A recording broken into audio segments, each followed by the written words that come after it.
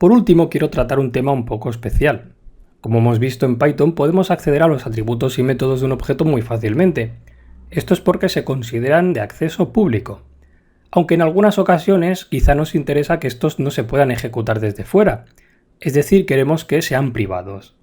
Vamos a abrir la lección 6 de encapsulación de atributos y métodos. Y os voy a explicar qué es la encapsulación. La encapsulación es una funcionalidad que tienen muchos lenguajes para impedir el acceso externo a atributos y métodos. Pero Python no ofrece esta funcionalidad. Aún así, se puede simular un comportamiento parecido precediendo los nombres de estos atributos y métodos con dos barras bajas. Por ejemplo, nunca mejor dicho, clase ejemplo. Vamos a crear un atributo privado. Vamos a comenzar escribiendo su nombre con dos barras bajas.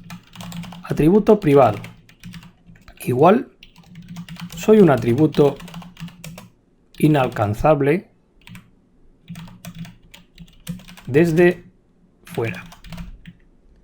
Y por ejemplo, ahora vamos a crear un método también privado, def, precediéndolo de dos barras bajas, método privado, pasando el self, print, voy a copiarlo de arriba,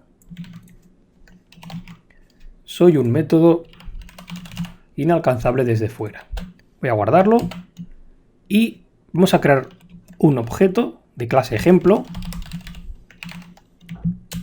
Y fijaros qué ocurrirá si intentamos ejecutar o acceder al método o al atributo privado. Dos barras bajas, atributo privado. Pues nos dice que el objeto no tiene este atributo privado, aunque nosotros sí que lo tenemos ahí. Y si intentamos ejecutar el método, método privado, pues también nos dice que no se puede ejecutar. Sin embargo, desde dentro sí que podemos utilizarlos como atributos o métodos normales.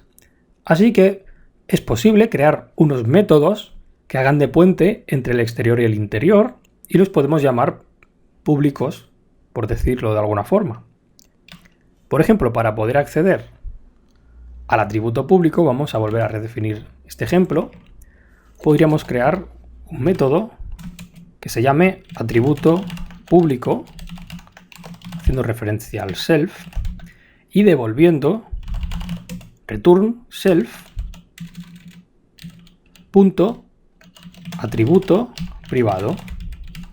Fijaros, estoy haciendo referencia a self y a este atributo que en teoría no puedo acceder desde fuera. Pero como este método atributo público sí que es accesible desde fuera, si lo ejecutamos desde fuera, igual ejemplo, y ejecutamos el atributo público, sí que tengo acceso a este atributo, pero a partir de un método. Y lo mismo pasaría si en lugar de un atributo fuese un método público, que por defecto todos son públicos, ya sabéis. Y en lugar de devolver el atributo, en esta ocasión lo que haríamos es devolver la función, el método, ejecutado de esta forma, método privado, ¿vale? Volvemos a crear el ejemplo y ahora vamos a llamar al método público. Y como veis, se me ejecuta el método privado a partir del método público. Por tanto, se puede simular la encapsulación. Y dicho esto, vamos a dar por finalizada la introducción a la programación orientada a objetos. Pero esto no acaba aquí.